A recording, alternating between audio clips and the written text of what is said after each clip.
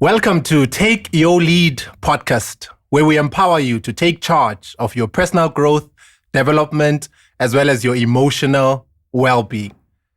I'm super excited and honored on this beautiful episode to be joined by an incredible leader, an incredible voice to nations. Podcast family, this is pure gold. You definitely don't want to miss this podcast. So make sure you get your pen, whatever it is you're using to take down your notes. It's going to be an incredible ride, which will add great value to your leadership potential. And if you're a person of faith, to your journey with the Lord. I'm joined in studio this beautiful day by a member of the senior, or rather who was a member of the senior management team of HP South Africa until December 1997. I'm just giving you a background profile of the phenomenal guest that I have in this beautiful episode. Pastor John entered full-time ministry as a ministry leader, pastor, and Christian educator in January 1998. After serving faithfully as members and senior leaders in their local church for 19 years, talk about consistency and faithfulness, John and his wife Sharon went on to become founders and senior pastors of Heritage of Faith churches in Johannesburg and Witbank, South Africa. John and Sharon have been married for 38 years and have a dynamic ministry to encourage, restore, and increase joy in relationships. John is also the founder of Heritage of Faith Bible Institute and Leadership Academy and Heritage School of Ministry, of which there are now over 20 schools around South Africa and United States of America. He's also the founder of Heritage Institute of Commerce, providing curriculum and DVD-based learning for Christians in business. John has always been passionate and active in educating believers on enjoying God, how to successfully live your faith in business and life, personal financial improvement, and how to enjoy God's best in relationships. Pastor John, welcome. Thank you very much, Mzwandile. Thank you. Thank you so much for taking time and being part of our podcast episode. I know it's going to be one that will add great value to us. I'm actually going through your profile and your bio, which is so amazing. I think over and above, what I honor a lot about you is your heart and the love that you have for people. Maybe just to dive into our podcast episode, can you please maybe just tell us more about yourself? And I also spoke of how you transitioned from corporate management into full-time ministry, as to how that journey is. And we'll talk more about where you are now, but just maybe a bit of background as to who you are and how that journey has been. Thank you, Mzwandile. You know, when I was growing up as a child, a little boy, I grew up in the house of a pastor. Wow. And so my pastor, my dad was my pastor, and I later came to realize that when I was born, his first words that he declared over me was, and he spoke to my mother and he said, this is our preacher. Wow. Those were the first words that he said when I was born. Wow. So when I was a young man, even when I was at school, and playing soccer on the playground and doing stuff, I always had the sense of God's got a hand on my life, you know. And so for me to transition from various seasons of my life, from school life to military life, from military life into corporate life, and serving in a church at the same time, in all of those things, for me, there was always an underlying knowledge and a purpose that my assignment was to serve God as a full-time, fivefold minister. Wow. And I use those words because I know you know this, Mzwandile, that you can be a full-time minister in the hands of God wherever you are. Yeah. But for me, full-time also included a fivefold calling gift, which was at some point to manifest itself when the time was ready, you know. Yeah. And my pastor at the time, when I was in a very large church and served him for 19 years, they recognized the call of God in my life. They recognized the gifting that was on me and wanted me to join the ministry to help them solve a problem. Wow. But, solving a problem is not the right reason to go into ministry. Wow. If you go into ministry, it's got to be God's plan, God's timing, God's purpose. Yeah. And so when that time came, he told me when it was, and then I was ready to go. And I was released with the blessing of my pastor. I was released in the proper protocols and the orders of God's kingdom. Wow. And so if I have to say anything about transition, I would say that any transition you make needs to be in the order of God. And then it's always blessed. Wow. Yeah. Maybe just to backtrack a bit, unfortunately, I had the privilege of knowing your father. He taught me in Bible school, incredible man of God. Actually, I have a lot of lessons I can share from the interactions we had with him, especially from the rich heritage when he spoke about Pastor Bengu and Spring Valley and that whole world. Maybe what are some of the things that he did to nurture this gift of God? You mentioned that he said that this is the preacher of the family. Practically, what role did he take in terms of ensuring that he keeps you in the path of becoming all that God has called you to be? I think the greatest gift that I learned from my dad was that he was, in his fivefold ministry gift, he was always active. And he was always focused on it. Some things people don't know about my dad when he was alive was that he had an incredibly beautiful voice. Wow. He could sing with the best voices in the world.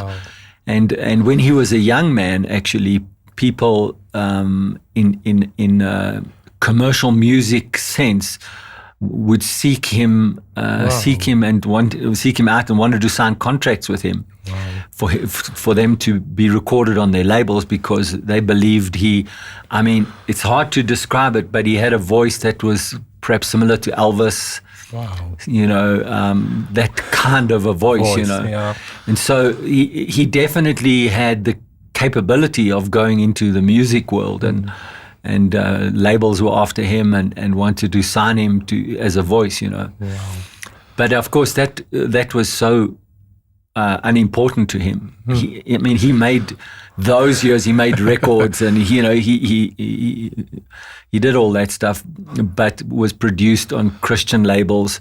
But it wasn't about the label or the selling of the records that was for him. It was about his commitment to serving God through his fivefold calling. Wow. And so, growing up watching someone that had an alternative, but stay with the gift of God and what God was calling him to do. I think that's the biggest lesson that he taught me, Wow. Yeah. I love that. Committing to the path of God, even though you've got a different alternative. Yeah. Because it's not a plan B kind of thing, that I'm doing it because this is not working, but I'm doing it because I feel called to it. Right. That's amazing. Right. That's amazing. Thank you so much for that. And thanks for mentioning my dad and bringing him into this conversation, because he was a really special man and wonderful man. Incredible. Thank you. Incredible. Thank you so much for that. I love how you said he actually lived it out. Yes. Maybe while we are around that neighborhood, maybe towards the space of leadership and the importance of visualizing the example, leadership being visual in terms of how, beyond what he said, it's what he did that impacted you greatly. In the era that I was a young man and my dad was in the ministry, in those years, the church as a whole was very rewarding of revelation knowledge, and people that were able to bring great revelations to the church were very highly valued. And of course, also if people were used mightily by God in healings or revivals, it was a fairly limited sort of area in which the church operated in those years. And so certainly my dad embraced the study of the word, and for him to continuously have more revelations about Jesus and the body of Christ and how to make that living relationship real.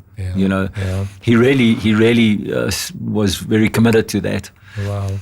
And so as I grew older, there were things that were in the church at the time that my father was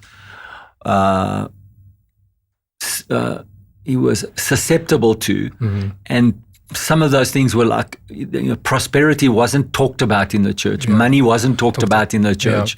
There was a lot of things that were sort of not on the table in the church of those days, So, of course, when I grew up and I became connected to that message and to having a fuller experience of living in life, then actually my dad started to recognize that there was things that I had learned that he needed to learn. Wow. And so even though he was my dad, and in every sense of the word, I honored him and respected him for that, he also recognized that in his growth season, there were things that he could learn in his older years, Wow.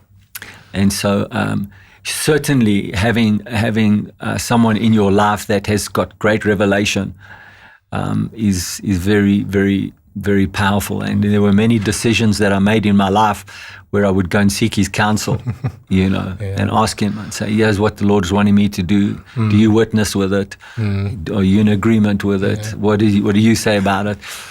And so, wow, maybe I love that. I love how he had the ability of, even though he was older, but he had a heart and recognized the difference even in his son, to be willing to learn. Maybe speaking to, because maybe part of the podcast audience is young people. What would you say to young people in terms of having the ability to learn from those who have gone ahead of them? Maybe speaking to that, maybe also within the neighborhood of what are some of the traits that someone who wants to become a better leader and wants to do better and wants to take control of their lives and move towards the path that God is calling them? What are some of the steps maybe you'd encourage them to take?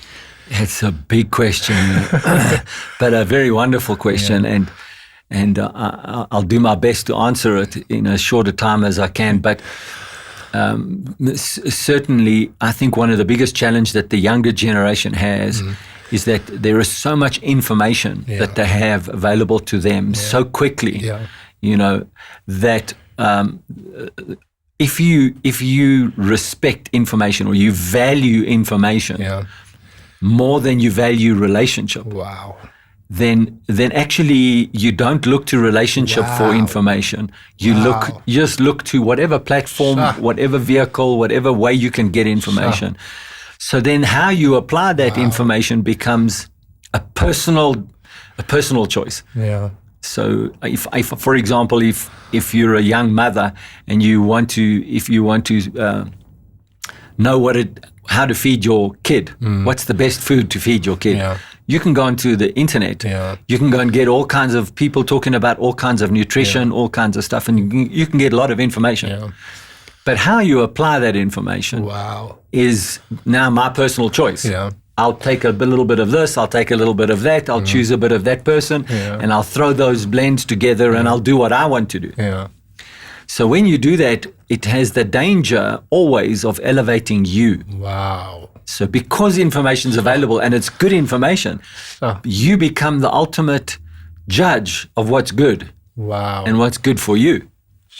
Whereas relationships, if that's what you value more highly, what happens is that you can learn all that information, but if you take that information to a relationship and you say, here's what I'm learning, what is it that I can, and how do you see this information, and how do you assimilate this kind of information, and is there anything that you see about what I'm learning here that might cause me to have challenges?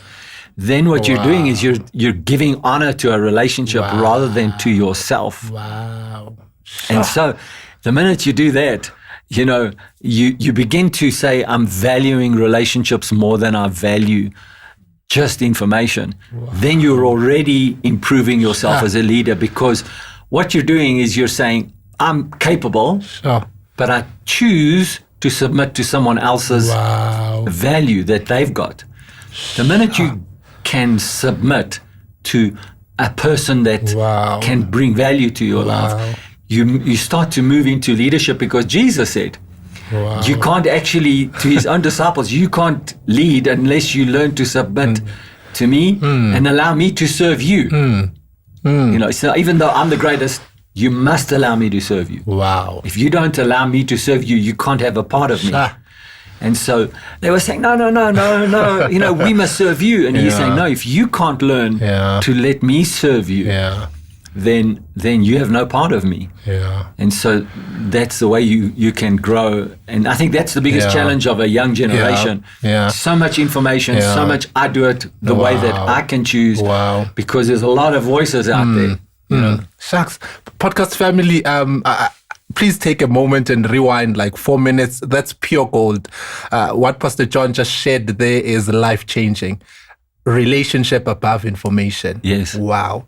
I think that's so good, especially for us as young people, because you mentioned we have all this information at our disposal. We can literally go to Google and have all this information. But with application, it needs a certain relationship that you value that can give something that you don't have. That's amazing. Thank you so much for that. Just to backtrack as well a bit, you spoke something, especially with your upbringing, about being in the military space, corporate, and then into full-time ministry. How has the military background shaped the person that you are and what you do now? What are some of the disciplines possibly that you've learned there which have made you this incredible leader that you are today? Thank you. That's a question from a distant past, you know, but... certainly in the military, you are in your natural human being space. You're forced to be disciplined. In fact, you're punished if you're not disciplined. And so whilst I think it's always better to choose discipline for yourself, if discipline is a challenge for you, then you should find some way of actually someone challenging the discipline in your life. And certainly the military did that for me. It really set me up in many ways to be disciplined in my thinking, disciplined in my focus, disciplined in my habits, and that's a good thing. Most of all, the biggest thing I learned when I was in the military is that if you really love God, you can serve him in the hardest of places. Wow. And you can serve him with the most challenging persecution. Wow. And I was very, very persecuted for my faith in the military. Wow. Until we got into situations that were life-threatening.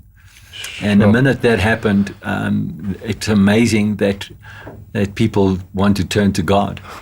and then if you've been living as a true believer without compromise amongst people.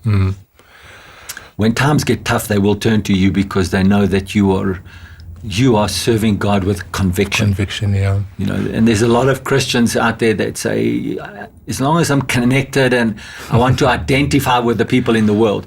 Well, they're not so. For the while, they might say that's good, you know, identify with me. But really, they're looking for people with passion and conviction. Because the time's coming, they're going to get into a hard time, and then they're going to turn to the person who's got conviction and passion.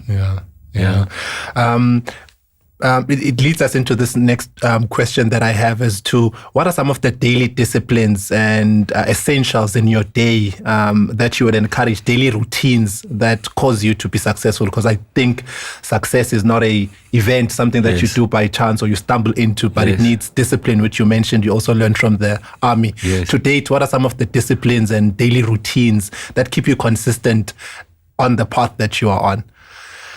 So, I guess you and every Christian, depending on the sphere of life where you're at a given time, you will have different priorities. And so your daily disciplines have to reflect your priorities. When I was a young man, divorce was a big issue that was emerging in the church. It was happening a lot in the world, but actually it was emerging in the church as a big problem as well. And there was no distinction between a married Christian and a married non-believer. People were just getting divorced all the time. And so it was a high priority for me to say that I never married my wife so she could be my ministry partner. I didn't marry my wife so she could help me make money. I didn't marry my wife so she could carry my kids. Yeah. I married my wife because of who she is. Wow. I fell in love with her. Wow. I didn't fall in love with what she could do for me. Wow. And what she can partner in life with me about. Wow.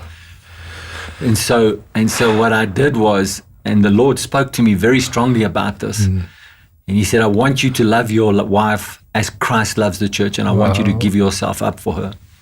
So in those early years, the military helped me to be focused and disciplined on doing that word in my marriage. Wow. So we've been, as you rightly said at the beginning of the show, we've been married nearly 40 years now. Yeah. And Sure. I'm still having the time of my life with my wife. Wow. We are in every sense, we are enjoying our marriage to the greatest, highest level. Wow. In fact, we are enjoying each other more now than we did then. Wow. You know, and it's because the Word of God has done it. Yeah. You know, Yeah. so that was a high priority.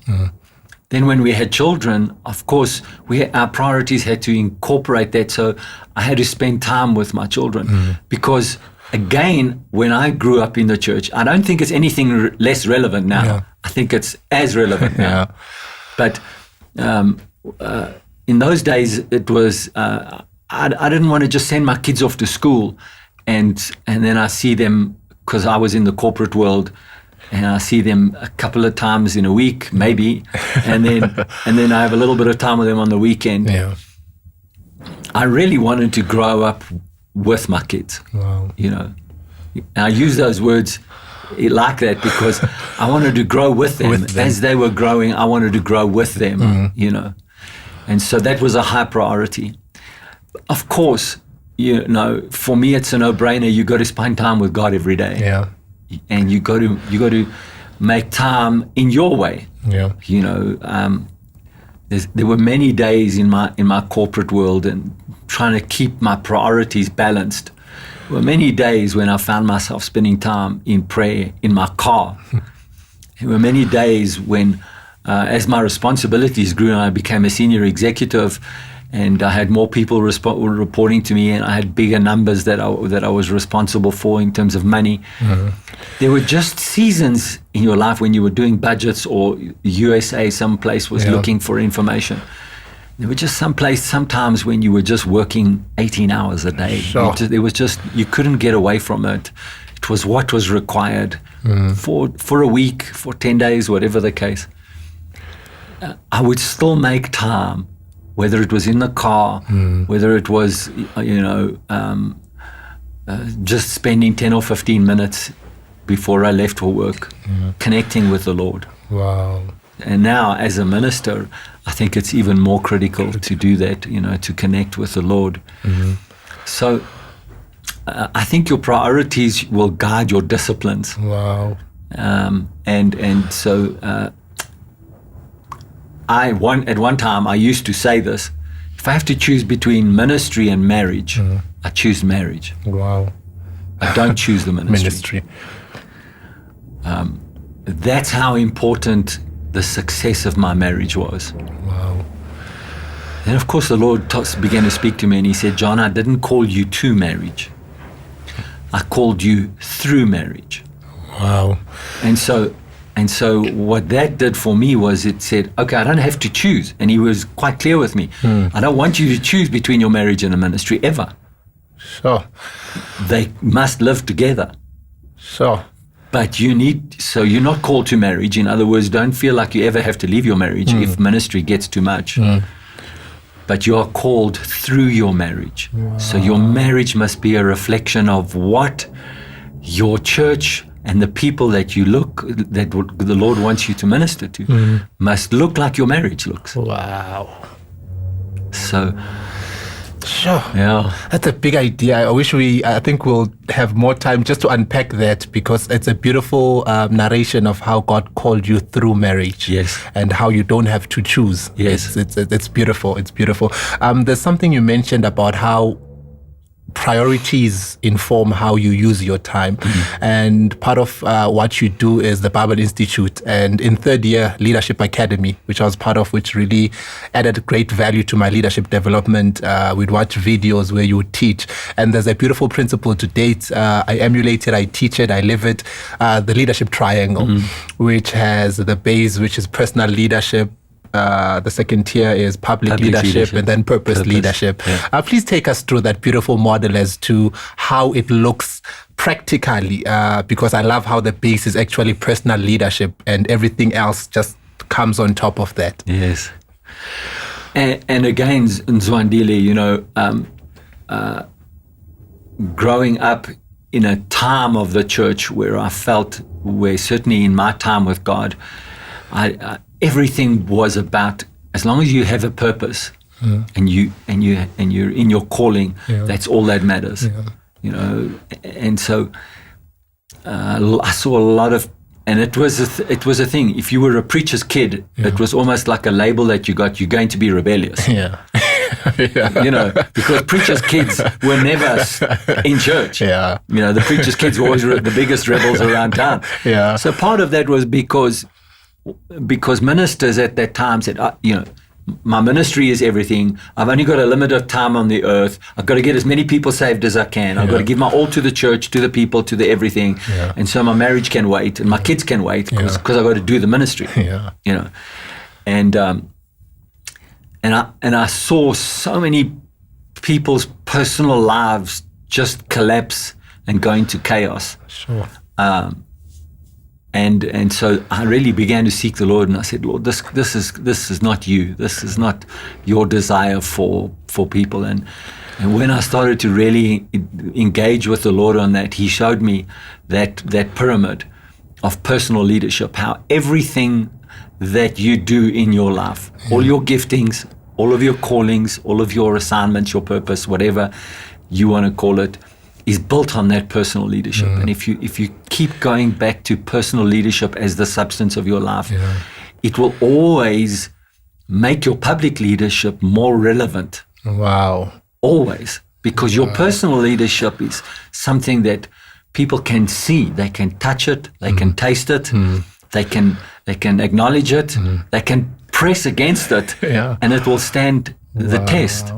And so when that happens, your public leadership, it just thrives, and it expands and it grows.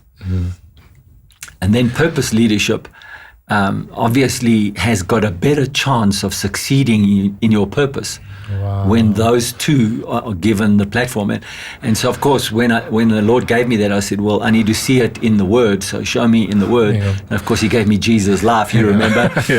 He gave me Jesus' life, where Jesus' personal leadership was 30 years.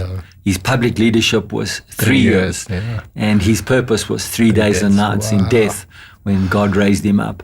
And so, of course, that to me is like, everybody's living, I've got to be in my assignment, I've got to be in my purpose, and if the quicker I get there, the better it is. But what's happening to your personal leadership? What are you sacrificing on that journey? Wow. And so if you get to 45 or 50, you say, look at how much I've done for God. But you're divorced. Your kids don't know you. And you're sick, and you've got hypertension, and you lots of all that stuff, So what's the point? Wow.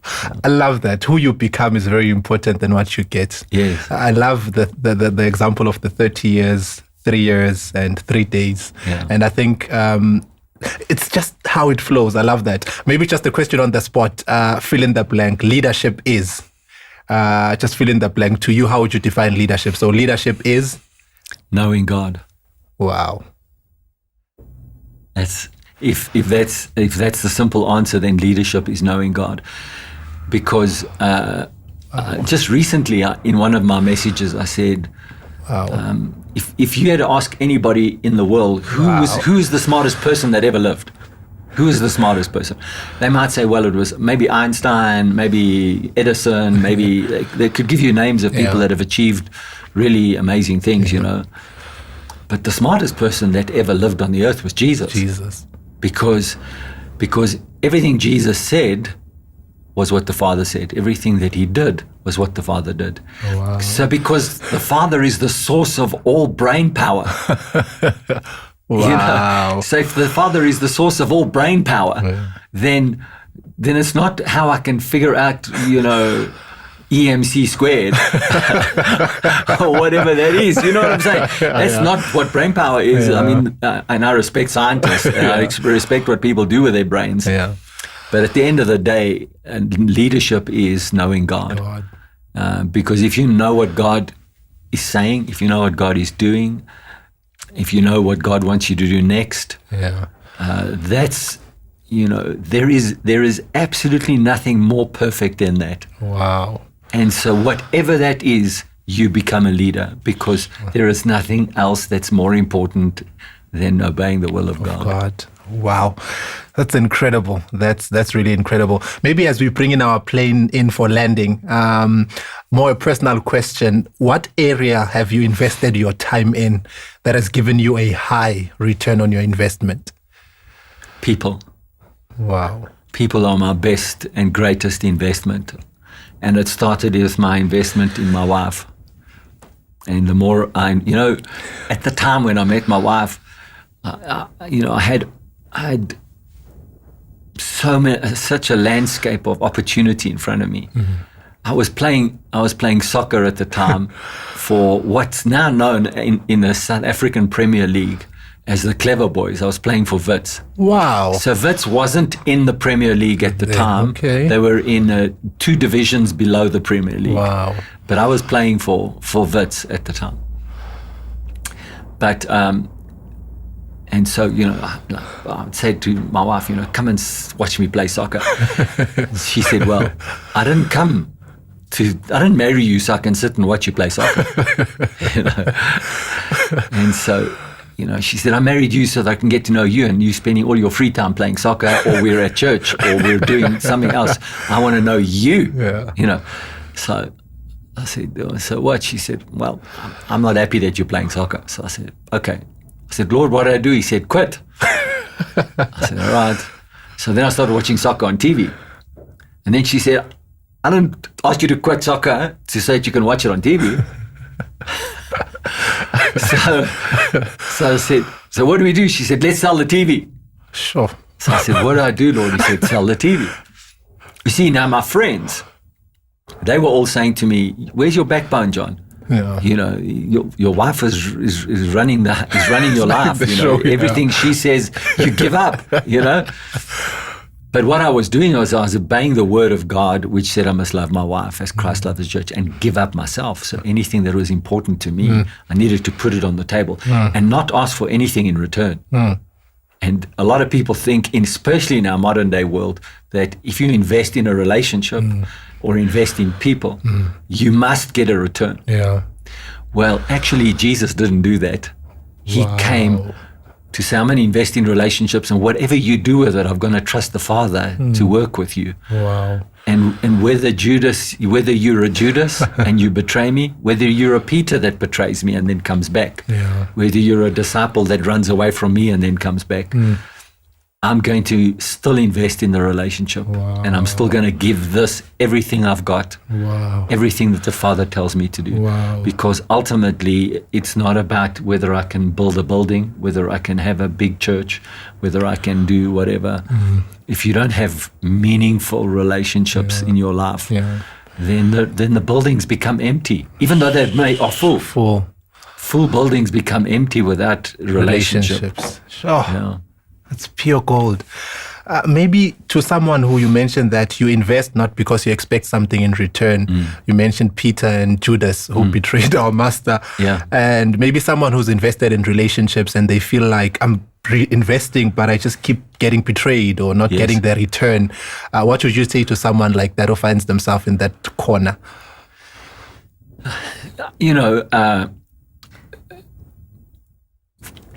I guess I'm going to liken this to tithing. Yeah. When I was growing up as a young boy, tithing was never questioned. Yeah. So when I grew up as a young adult and I was earning my own money, it was never an issue for me. Yeah. but I discovered that people would come into my life that didn't have the same Conviction. because it wasn't so as much part of their life as it was in my life. Yeah. So they struggled more with it than I did. Yeah. For me, it's like, of course, God said it, I must obey it. There's not even a question about it. And I found that with relationships, you have the spectrum of people that are at different levels of their life and different understandings about various different issues in life. Yeah.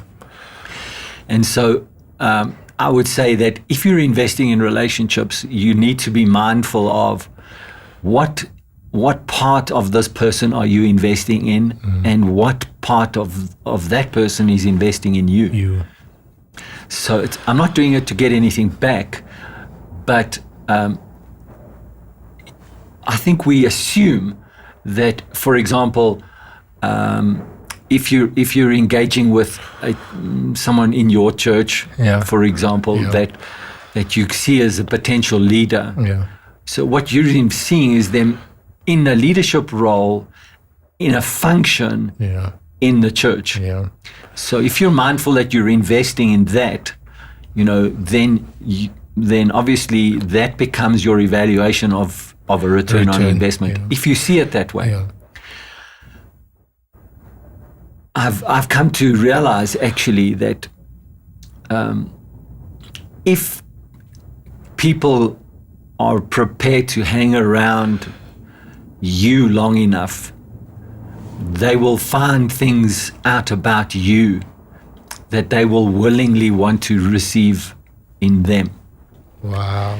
And so I know ROI, return on investment, is a big subject in leadership and in finances and everything, but Jesus didn't quite see it that way. He took 5 loaves and fishes, and he made a huge investment. But there was nothing really there that he expected back. Wow. And I think one of the telling moments that's really big for me is right at the beginning of Jesus' ministry. So if you just bear with me for a minute, Jesus is 12 years old, and his mom and dad leave town, and they're going away, and Jesus is stuck in town in the synagogue, And they come back after looking for him for 3 days. What are you doing to us? What are you doing to us? And he's 12 years old, and he says, don't you know I must be about my Father's business? Now, if you just fast forward that relationship to now he's entering into his ministry. He's done no miracles yet. And he's at a wedding feast with his mother. And his mother says, they've run out of wine. Wow.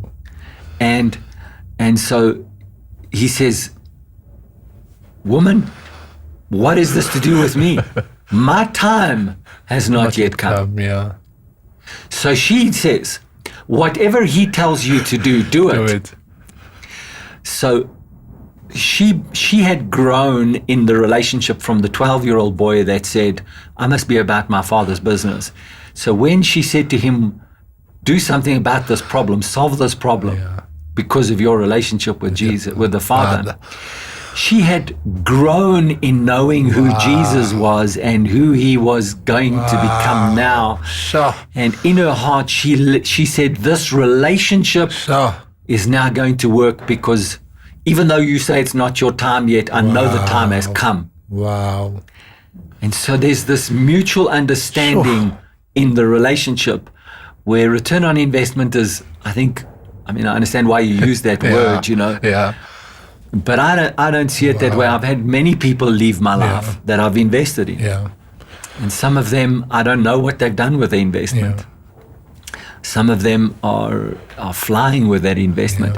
Ultimately, I only have to account to God for it. Wow. And that takes a lot of settling yourself in your assignment.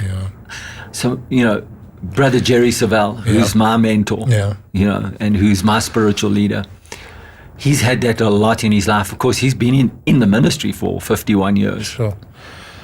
And he said to me one day, he said, John, I cannot afford to actually have any future relationships based on the fact that other people that I invested a lot in just left my life. Wow. He said, because if I approach new relationships that way, then I will always be suspicious. Sure. And I will always feel like I'm going to be betrayed sooner or later, you know. And he said, so I can't do that. I've got to always walk in the pure love of God in every relationship that God brings to my life. That's powerful. That's so powerful. So powerful. Again, podcast family, the past 6 minutes or so, pure gold. That revelation you spoke of about how Mary grew into knowing her son, it's just amazing. I just want to pull something before we conclude.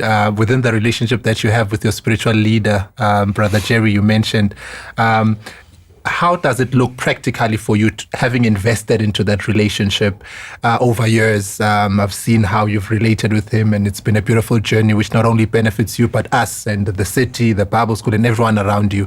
The rewards that come with that investment that you've made into that relationship. I mean, that's a very, very a challenging question, Mzwandile. I'd go so far as to say this, that for me, if God has told you to be in a relationship with someone, until he tells you to leave, there should never be a reason to leave. Never. There is no reason good enough to leave. And of course, I've been connected to Brother Jerry since 1997, 96. Since 1996, when God divinely orchestrated a situation where we knew we were connected together. 1996, so that's 24, nearly 25 years ago. And for sure, we've had opportunities on both sides of the relationship to walk away from the relationship. But I have this very strong belief that there is a you could call it loyalty, but loyalty is such a undervalued word. It immediately creates a label, because to me the relationship is a God ordained relationship. So loyalty is just part of the package. Obeying God in the relationship is the most important. So I'm gonna. And we can, if this is when you need to close, you just tell me and we'll close. I can talk for a long time, Mzwandile. But some years ago now, I took a number of our ministry's leaders with me on a trip to America to Brother Jerry, and that was a special assignment that the Lord had me do. And I went and I sat in Brother Jerry's boardroom and I said, Brother Jerry, I want you to know that the strength of my sons, the strength of my ministry is yours to command. So if you need anything, you call on it. So he didn't say much at that time, but he gave a message. He had a prophetic word that day or the day before. And he took us into his private Bible study room, and he showed us where that morning God had spoken to him, and he had written the prophetic word down for the next year. So I went and I asked the Lord, what must I do with that? And then the Lord said, I want you to separate. And so ultimately I separated myself for 40 days to hear from God what I must do with the word, And in that 40 days, thinking that God was going to deal with me, God started to deal with me about praying more for Brother Jerry and beginning to talk to me more about Brother Jerry than about me, And that was a surprise to me, and that became a journey where we started to pray much more as a church for him than for me or for the ministry. We started to pray for him. Cut a long story short, Brother Jerry was supposed to come and visit our church at one particular year, and then he had to stay at home for an operation. And of course, when he comes and visits, we would have given him a significant offering, because it just works that way, And Lord said, I want you to give him the same offering as if he would have come to South Africa. I want you to give him the same offering. Wow. And see it as a seed. And at the time I said to the church, actually, I feel like, and the Lord gave me this phrase then, give an irrational honor seed. Sure. Give an irrational honor seed. Sure. In other words, there's honor and then there's irrational honor. So it makes no sense to give somebody a seed that hasn't even come. Yeah. You know. So what are you saying then if you give them the seed? Well, we value your gift. We value who you are in our lives. That it doesn't matter if you came or not. The seed that you would have given us, Sure. we are giving the seed to you. Yeah. And the strangest thing happened. I had a number in my heart in US dollars that we wanted to bless him with. And I think it was with 30 days still to go for us to take the seed to America. Yeah. Which is a whole different story I won't tell today. But we had already met the number. Yeah. Now, he hadn't come to preach, but we'd already met that number in US dollars. Just before we left, we doubled it. Sure. The people in the church, their giving had doubled the number in US dollars. By the time we got to America and were ready to give him the seed, we had tripled it. Oh. And I can tell you the first number was not a small number, Mzwandile. It was a huge number. Oh. And so we had tripled it. And so when we took the seed and we gave him the seed, he said, this morning I was in prayer and the Lord gave me a word for you and for the church at home. And that word unlocked many things in our lives. And so if I have to say to you right now, what is my relationship with Brother Jerry? I would say irrational honor. It's the best way that I can describe it. It's so irrational that on 2 or 3 occasions in the last number of years, I've gone to his ministry, paid for my own ticket, paid for my expenses, and just said, Brother Jerry, I want to be near you. I want to be around you. You don't have to take me anywhere. You know, I'm not coming to preach. I'm not coming to minister. I'm just coming to hang out with you. So the first time I did it was for 5 weeks. Then the next year I did it for 7 weeks. And it's like, who does that? You know, especially when you've got your own ministry and it's all growing fine and doing well. And why do you want to go and just... And I would wake up in a day and I don't know what the day's going to, you know. And he didn't either. Sure. And then he'd call me 7 o'clock in the morning. He said, John, let's go for coffee. And then we'd end up having wonderful conversations. And then he might call me into the studio. And then he decided on his own, come and let's do a television broadcast together. And then on the second time, you know, they did an amazing thing. They had an interview with Brother Kenneth Copeland. Wow. To celebrate Brother Jerry's 50 years of ministry, they asked Brother Copeland to come to his ministry. Wow. The 2 daughters, so the Brother Copeland's daughter and Brother Jerry's daughter arranged it that they would have this very, very private, day-long time together. Wow. I happened to be in America at the time. So, brother, no one's invited on purpose. No one's invited in Mzwandile. Not even Brother Joe McCroskey, who is Brother Jerry's cousin, who's been already in his ministry serving him for more than 40 years. Wow. He's not invited. Wow. On the morning that Brother Copeland comes, Brother Jerry comes to my apartment that I'm staying in. And he says, John, I want you with me today. I said, Brother Jerry, this is big. He says, no, I've had to pull a few strings here. You know, he said, I want you to hang out with us today. And so here I am. Aside from the camera people, there's no one else there. Wow.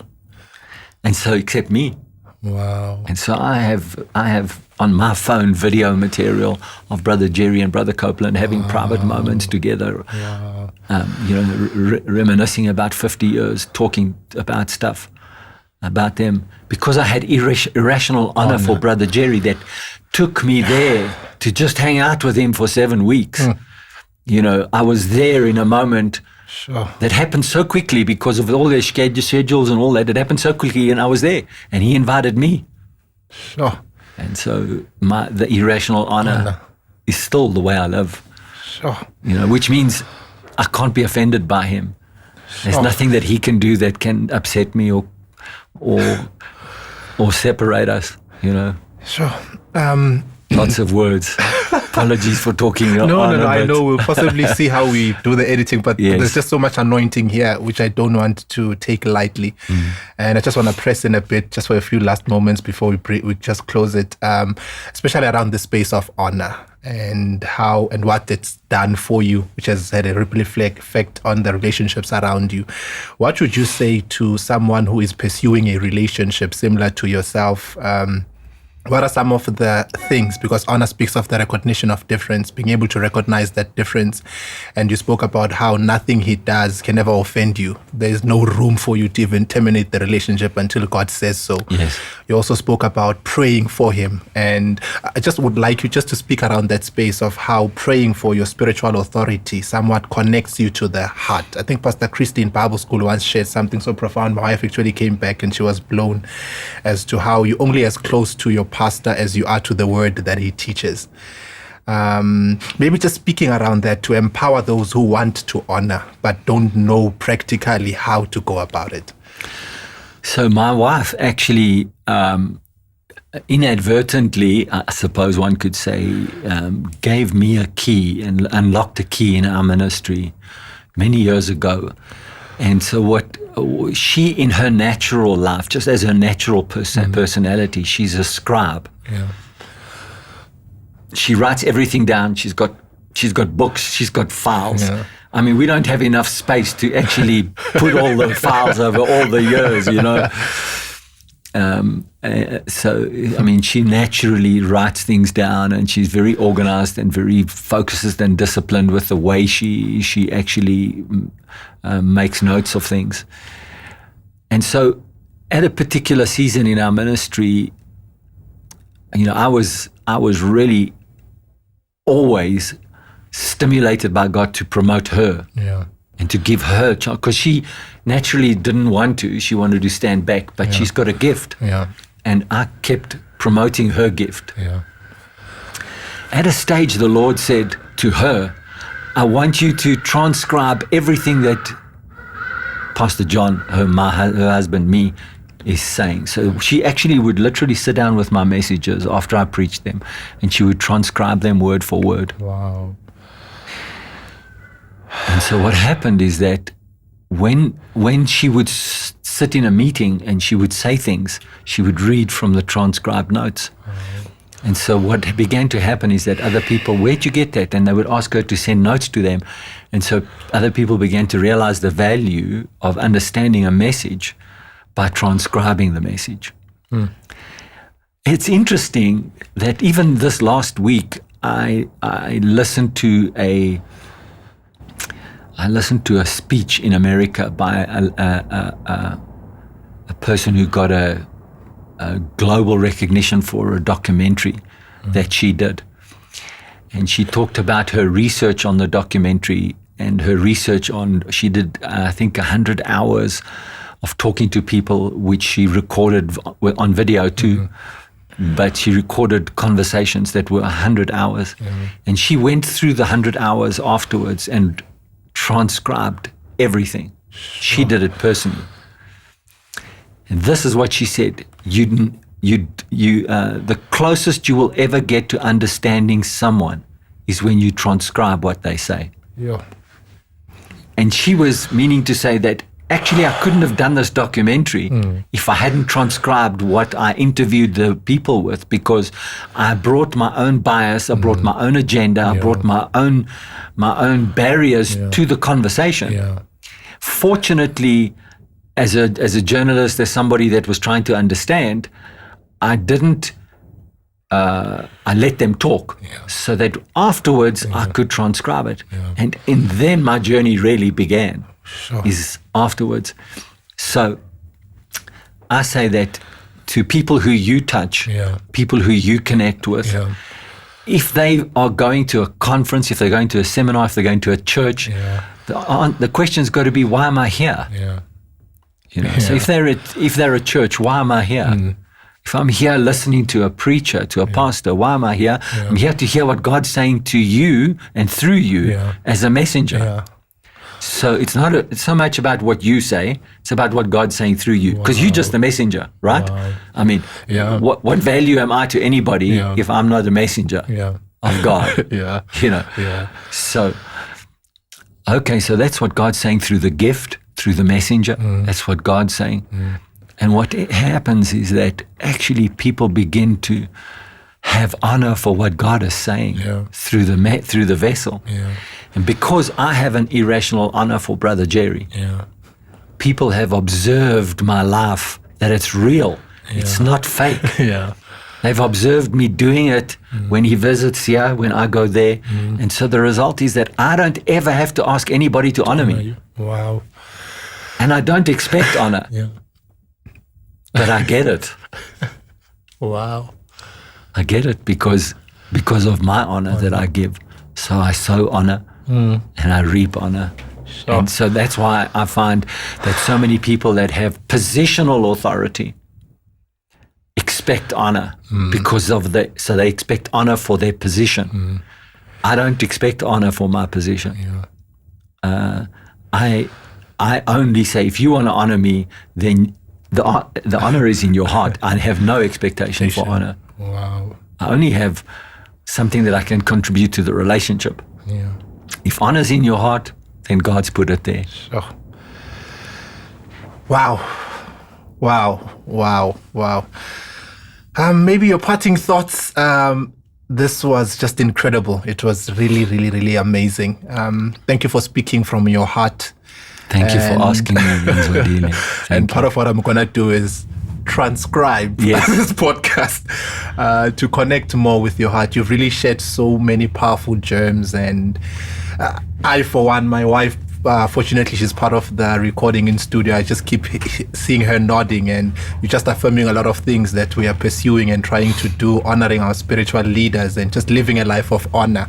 And you spoke practically. I think one of the things that you've done is to speak. It's something else when you see someone who lives it and when they actually speak as to where it comes from. So thank you so much for that. Maybe your parting thoughts before we conclude and close off our podcast this beautiful day.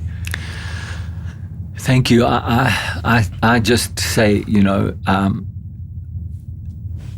if there is a particular part of the Word of God that you know that you live well, then I would say to anybody, have some place where you connect with God and live it well. Because in that place where you live it well, that becomes the personal leadership springboard for you. And so it might only be one place. And for me, it was only one place. For me, it was, I must love my wife and I must be faithful at church. That was where it was for me. That's where I knew I could connect with God in those two spaces. I learned a lesson a long time ago, and in concluding, a lot of people want to have a very broad sphere of influence. But my influence really in the body of Christ and in people's lives started because when they looked at my marriage and they saw how good my marriage was, they came to me and they said, will you help me with my marriage? Okay. Will you help me? Will you help me? And as a result of all these people asking me, when I wasn't a pastor, I mean, I was in leadership in the church. I was a home cell leader, and I was, and I was becoming an elder in the church at the time, and I eventually went on the board of the church, but I wasn't a pastor. But people just looked at my marriage and said, we want what you've got. Can you help us? Can you tell us what's going on? And so that influence started because of what they saw. And it was just one thing. I wasn't trying to say, I've got all the answers of everything, And so for someone who's at school, for someone who's in college, for someone who's in work, there is an area that you can excel at it in God. Then let that be something of excellence. Let it grow. And then you'll find, actually, that's where the personal leadership brings you into public leadership. It creates a platform for you. And then you are far more likely to actually live a purposeful life when that happens. So I know you asked to close, but I'm going to just say before you close, and I know you want to have the final words here, but I want to say to you, Mzwandile, thank you for inviting me. Thank you for having me share my heart, and I appreciate what you're doing for the Lord Jesus, and keep serving Him, keep loving Him. And I pray that your life continues to be full of blessing. Amen. Amen. Amen. Thank you so much, Pastor John. Thank you. Words cannot articulate the honor that we have for you. And we truly appreciate taking time and adding value to our podcast family. Thank you so much. Thank you so much to all the podcast family for sticking it through till the end. Thank you so much. We appreciate your time. For the podcast episode notes, head over to www.mzwandilemagagula.com and you'll receive the transcribed episode notes, which will help you with applying the content in your life practically. Till we meet again, let's continue to change the world one individual at a time.